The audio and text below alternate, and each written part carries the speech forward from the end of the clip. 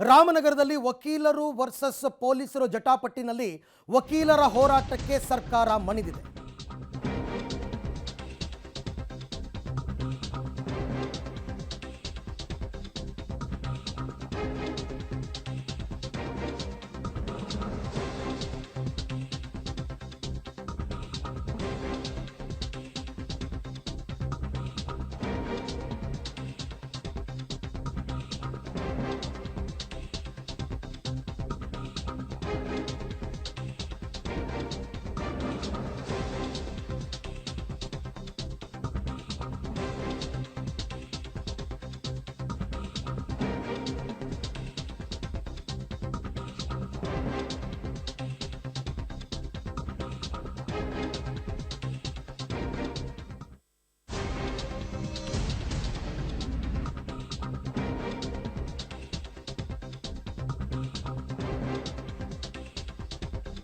ಐಜೂರು ಠಾಣೆಯ ಪಿಎಸ್ಐ ಸೈಯದ್ ತನ್ವೀರ್ನನ್ನ ಸರ್ಕಾರ ಸಸ್ಪೆಂಡ್ ಮಾಡಿದೆ.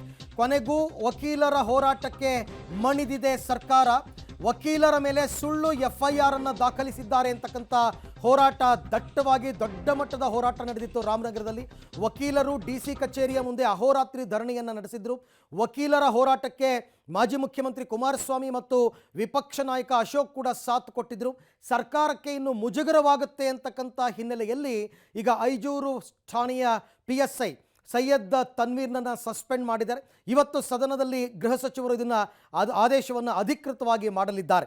ಒಂದು ರೀತಿಯಲ್ಲಿ ಇದು ಸರ್ಕಾರಕ್ಕೆ ಮುಜುಗರ. ವಕೀಲರ ಮೇಲೆ ಉದ್ದೇಶಪೂರ್ವಕವಾಗಿ ಸುಳ್ಳು ಎಫ್ಐಆರ್ ಅನ್ನು ದಾಖಲಿಸಿದ್ರು ಅಂತಕ್ಕಂಥದ್ದು ಮೇಲ್ನೋಟಕ್ಕೆ ಸ್ಪಷ್ಟವಾಗ್ತಾ ಇತ್ತು. ವಕೀಲರು ದೊಡ್ಡ ಮಟ್ಟದ ಹೋರಾಟವನ್ನು ಮಾಡಿದರು ಮತ್ತು ಇವತ್ತು ಅವರು ವಿಧಾನಸೌಧ ಚಲೋ ಕೂಡ ಹಮ್ಮಿಕೊಂಡಿದ್ರು.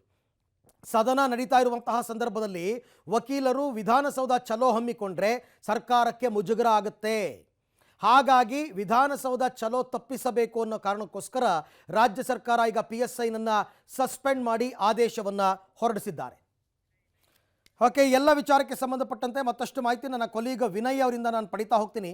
ವಿನಯ್, ವಕೀಲರು ಮತ್ತು ಪೊಲೀಸರ ಜಟಾಪಟಿ ರಾಜಕೀಕರಣಗೊಂಡಿತ್ತು, ರಾಜಕೀಯದ ಹಿನ್ನೆಲೆ ಇತ್ತು. ಯಾಕೆಂದರೆ ವಕೀಲರ ಪರವಾಗಿ JDS ಮತ್ತು BJP ನಿಂತರೆ PSI ಪರವಾಗಿ ಆಡಳಿತ ಪಕ್ಷ ಕಾಂಗ್ರೆಸ್ ನಿಂತಿತ್ತು. ಅಷ್ಟು ಸುಲಭಕ್ಕೆ ಸಸ್ಪೆಂಡ್ ಮಾಡಲ್ಲ, ಪ್ರತಿಷ್ಠೆಯಾಗಿ ಸರ್ಕಾರ ತಗೊಂಡಿದೆ ಅಂತ ಹೇಳಲಾಗ್ತಾ ಇತ್ತು.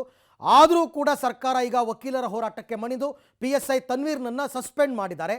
ಯಾಕೆ ಹೀಗಾಯಿತು, ಏನಿದರ ವಿಚಾರ ಅಂತ? ಅರವಿಂದ್, ಏನು ವಕೀಲರು ಹಾಗೂ ಪೊಲೀಸರ ಜಟಾಪಟಿ ಏನಿದೆ ಸಾಕಷ್ಟು ತೀವ್ರ ರೂಪವನ್ನು ಕೂಡ ಪಡೆದುಕೊಳ್ತಾ ಹೋಯಿತು. ಕಳೆದ 8 ದಿನಗಳಿಂದ ವಕೀಲರು ಶಾಂತಿಯುತವಾಗಿ ಪ್ರತಿಭಟನೆ ಮಾಡಿದ್ರು.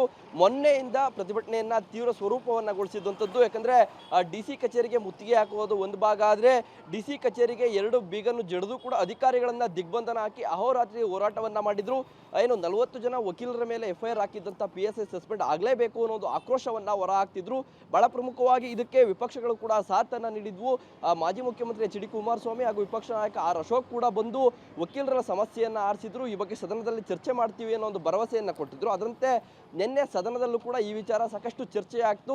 ವಿಪಕ್ಷಗಳು ಹಾಗೂ ಆಡಳಿತ ಪಕ್ಷ ಎರಡೂ ಕೂಡ ಸಾಕಷ್ಟು ವಾಗ್ವಾದವನ್ನು ಕೂಡ ಈ ವಿಚಾರವಾಗಿ ನಡೆಸ್ಕೊಂಡಿದ್ವು. ಹಾಗಾಗಿ ನಾಳೆ ವಿಧಾನಸೌಧ ಚಲೋವನ್ನು ಹಮ್ಮಿಕೊಳ್ಬೇಕು ಅಂತ ವಕೀಲರ ಸಂಘ ನಿರ್ಧಾರವನ್ನ ಮಾಡಿತ್ತು.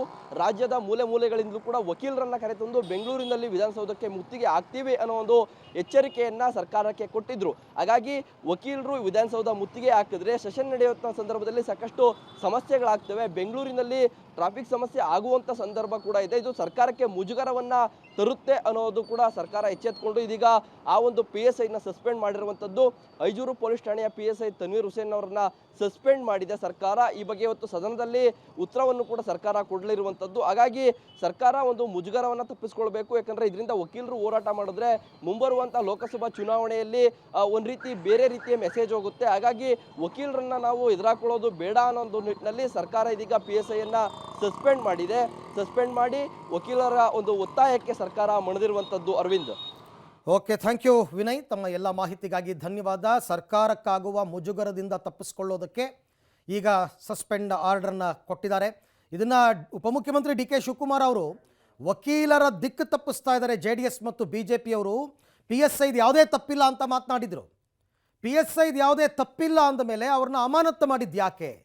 ಈ ಪ್ರಶ್ನೆ ಈಗ ಉದ್ಭವ ಆಗುತ್ತೆ. ಅಂದರೆ ಹಾಗಾದರೆ ವಕೀಲರ ಮೇಲೆ ಸುಳ್ಳು FIR ಹಾಕಿದ್ದು ನಿಜಾನಾ? ಅದು ಕೂಡ ಗೊತ್ತಾಗಬೇಕಲ್ಲ. ಒಂದು ವೇಳೆ PSIದು ಯಾವುದೇ ತಪ್ಪಿಲ್ಲ ಅಂದಿದ್ರೆ ಸರ್ಕಾರ ಇವತ್ತಿನ ದಿನ ಈ ತೀರ್ಮಾನಕ್ಕೆ ಬರ್ತಾ ಇರಲಿಲ್ಲ. ಬಂದಿದೆ ಅಂತಂದಾಗ ಅದು ಮುಜುಗರದಿಂದ ಪಾರಾಗೋದು ಕಷ್ಟ.